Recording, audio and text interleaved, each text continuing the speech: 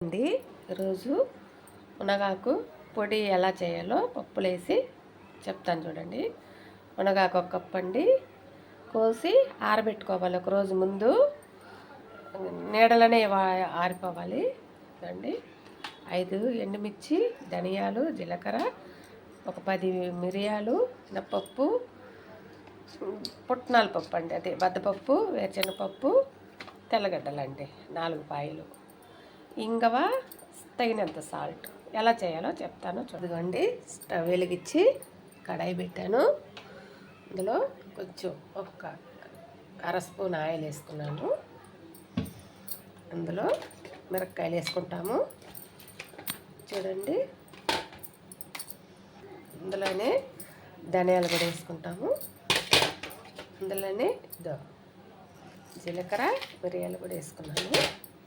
ఇప్పుడు వేయించుకుంటాం చూడండి. వేగుతా ఉంది ఇది చూడండి. వేగింది, జార్లోకి తీసేసుకున్నాను చూడండి. ఇప్పుడు ఆయిల్ వేస్తాం మళ్ళీ.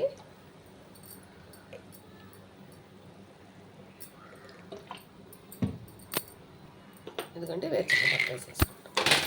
వేగుతుంది. ఇందులో మినపప్పు కూడా వేసేసుకుంటాం. ఇది చూడండి, మినపప్పు శనగపప్పు వేగిపోయింది.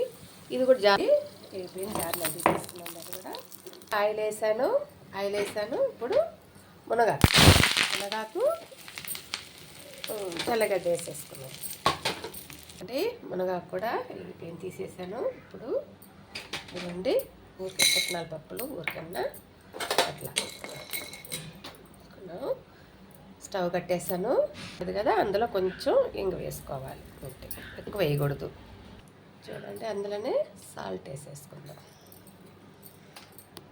ఇదిగోండి, అన్నీ కలిపి మిక్సీలో వేసేసుకుందాము. ఇంకోండి, కొంచెం చింతపండు కూడా వేస్తున్నాను.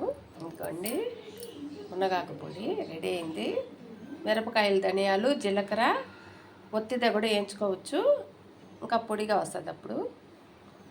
ఇప్పుడు ఆయిల్ వేయించాను కాబట్టి ఒక రవ్వ ఉంది చూడండి. నా వీడియో నచ్చితే లైక్ కొట్టండి, షేర్ చేయండి, సబ్స్క్రైబ్ చేయండి. నమస్తే అండి.